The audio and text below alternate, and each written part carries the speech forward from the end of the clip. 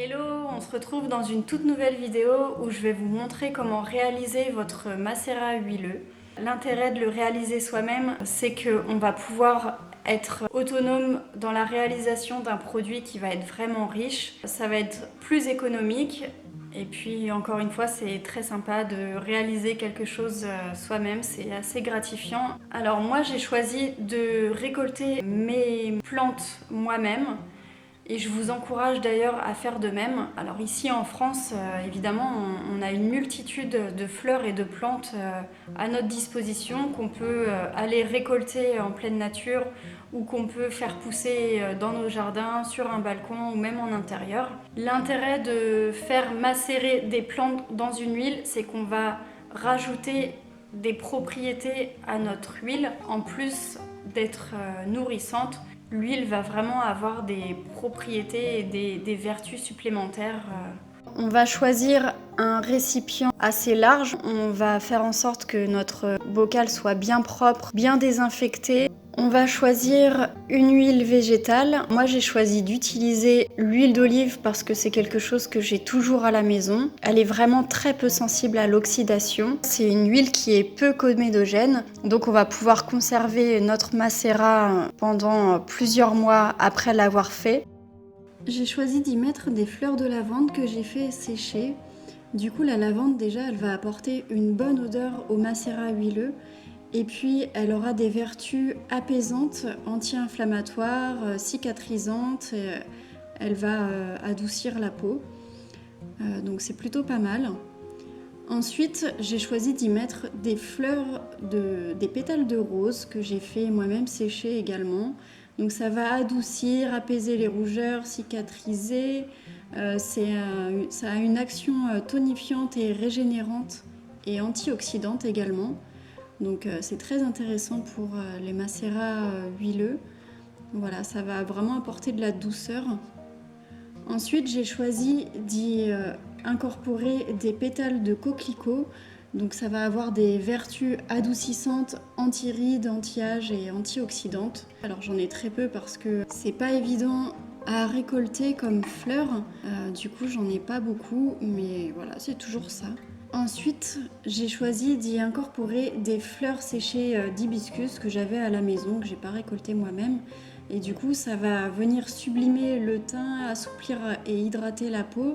Et c'est vraiment riche en vitamine C, donc voilà, plein de bonnes vertus pour la peau. Donc je viens mélanger ensuite les plantes pour que ce soit bien réparti. Et je verse mon huile par-dessus et je recouvre intégralement toutes les fleurs. J'en mets même un peu plus puisque parfois les plantes se gorgent d'huile et du coup le niveau baisse légèrement. Donc vous voyez qu'il y en a un peu au fond. Voilà, il ne faut pas hésiter à venir vérifier de temps en temps le niveau d'huile.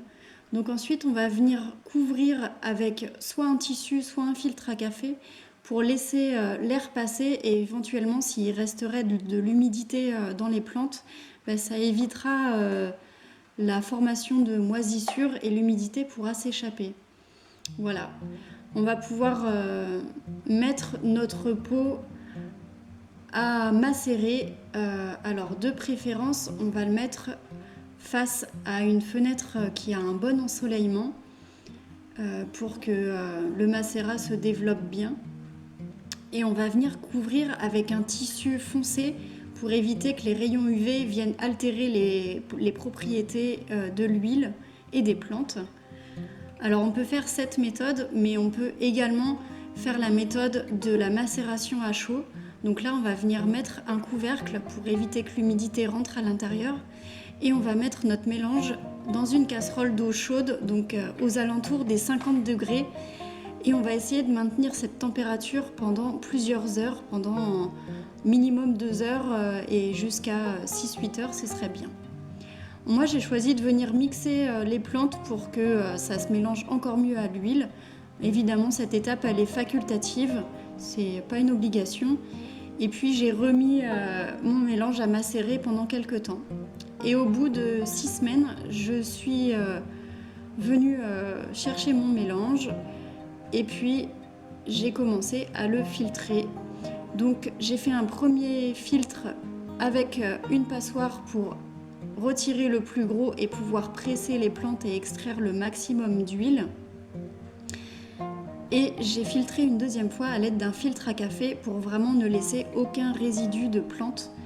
Alors cette étape, elle va prendre pas mal de temps, plusieurs heures. Ça va mettre vraiment longtemps à filtrer. Il faut être patient et laisser ça dans un coin pour que ça se filtre tranquillement tout seul. Vous allez voir ce magnifique tourbillon de principes actifs de plantes qui est au milieu de l'huile. Je trouve ça magnifique et ça prouve vraiment que l'huile va être riche en principes actifs et va être super pour la peau.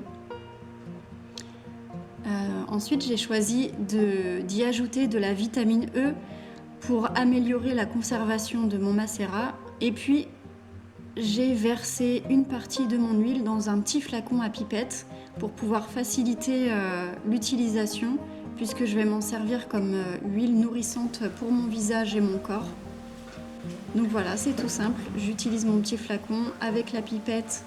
Et bien, je viens déposer quelques gouttes dans ma main pour mon visage. Je réchauffe entre mes mains et j'applique directement sur mon visage. Alors franchement, c'est très agréable à appliquer. La texture de l'huile est complètement différente de l'huile d'olive seule. Elle est beaucoup moins grasse, elle a une texture plus légère, plus douce et plus facile à appliquer. Donc vraiment, c'est génial. J'adore. Voilà, j'espère que cette vidéo vous aura plu, qu'elle vous aura été utile et qu'elle vous donnera envie de faire votre propre macérat huileux. Surtout si vous avez des questions, n'hésitez pas à venir me les poser en commentaire. Je vous dis à très bientôt pour de nouvelles vidéos. N'hésitez pas à liker, partager, à commenter ma vidéo, ça m'encourage à continuer et à vous proposer d'autres contenus. En attendant, je vous dis à bientôt. Bye bye!